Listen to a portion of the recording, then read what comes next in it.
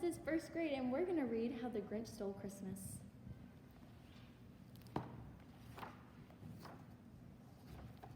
Every Who down in Whoville liked Christmas a lot. But the Grinch, who lived just north of Whoville, did not. The Grinch hated Christmas, the whole Christmas season. Now please don't ask why. No one quite knows the reason. It could be his head wasn't screwed on just right.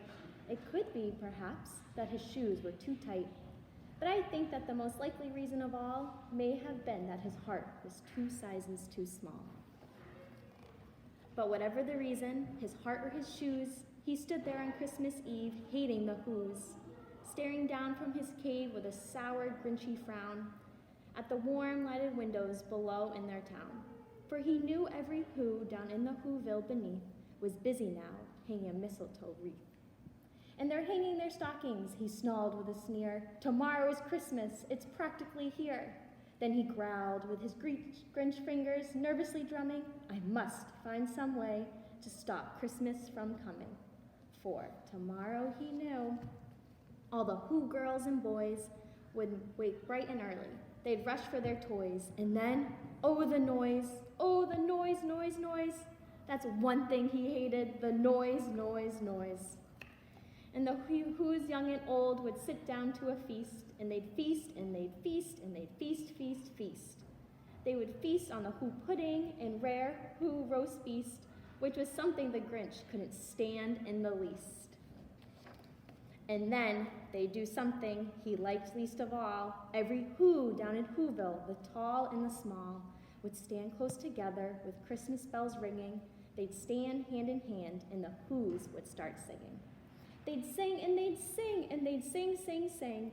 And the more the Grinch thought of this Who Christmas sing, the more the Grinch thought, I must stop this whole thing. Why, for 50 years, I've put up with it now. I must stop the Christmas from coming, but how? Then he got an idea, an awful idea. The Grinch got a wonderful, awful idea. I know just what to do, the Grinch laughed in his throat, and he made a quick Santa Claus hat and a coat. And he chuckled and clucked, what a great Grinchy trick. With this coat and this hat, I look just like Saint Nick.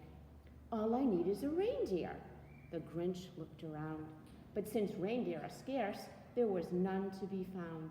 Did that stop the old Grinch? No, the Grinch simply said. If I can't find a reindeer, I'll make one instead. So he called his dog Max, then he took some red thread and he tied a big horn on the top of his head. Then he loaded some bags and some old empty sacks on a ramshackle sleigh and he hitched up old Max. Then the Grinch said, get up, and the sleigh started down toward the homes where the Whos lay a snooze in their town. All their windows were dark. Quiet snow filled the air. All the Whos were all dreaming sweet dreams without care.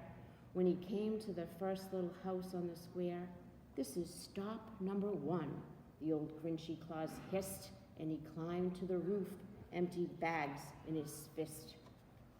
Then he slid down the chimney, a rather tight pinch, but if Santa could do it, then so could the Grinch.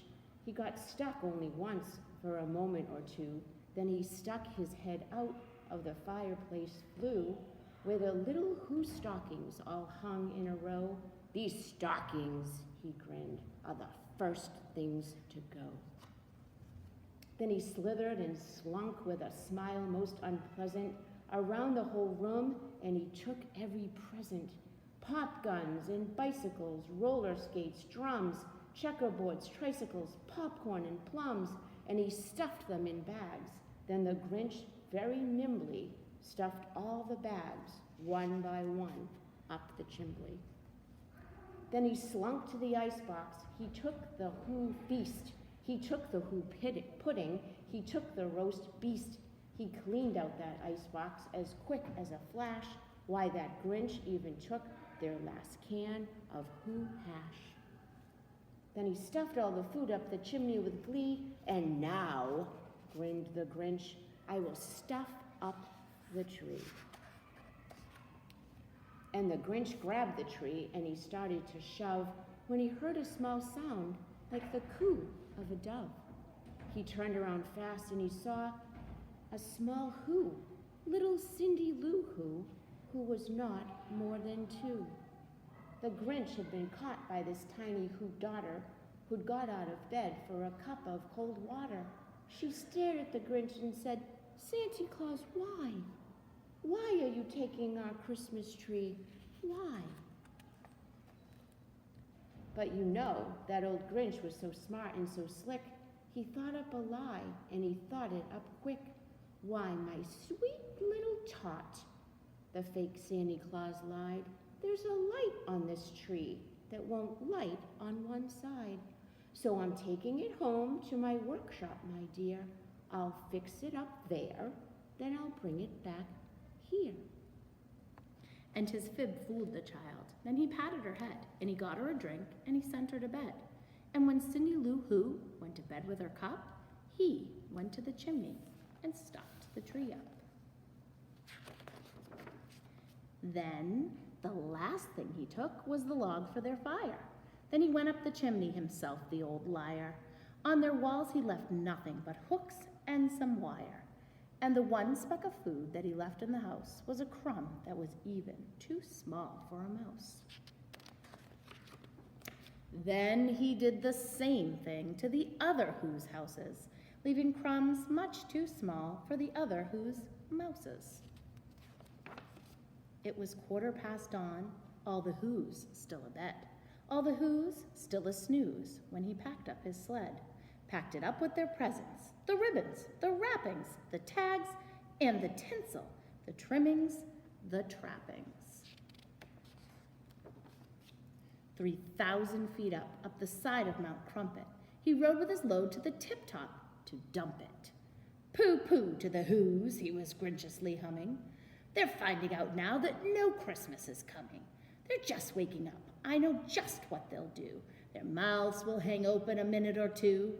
Then the Who's down in Whoville will all cry, boo-hoo."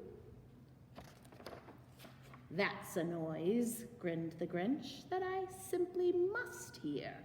So he paused, and the Grinch put his hand to his ear. And he did hear a sound rising over the snow. It started in low, then it started to grow. But the sound wasn't sad. Why, this sound sounded merry. It couldn't be so, but it was merry, very. He stared down at Whoville. The Grinch popped his eyes. Then he shook. What he saw was a shocking surprise. Right. Okay. Every Who down in Whoville, the tall and the small, was singing without any presents at all. He hadn't stopped Christmas from coming. It came. Somehow or other, it came just the same. And the Grinch, with his Grinch feet ice cold in the snow, stood puzzling and puzzling. How could it be so? It came without ribbons. It came without tags. It came without packages, boxes, or bags. And he puzzled 3 hours till his puzzler was sore. Then the Grinch thought of something he hadn't before. Maybe Christmas, he thought, doesn't come from a store. Maybe Christmas, perhaps, means a little bit more. Well, what happened then? Well, in Whoville, they say that Grinch's small heart grew 3 sizes that day. And the minute his heart didn't feel quite so tight, he whizzed with his load through the bright morning light, and he brought back the toys and the food for the feast. And he himself, the Grinch, carved the roast beast. We hope you enjoyed The Grinch, boys and girls. Happy holidays.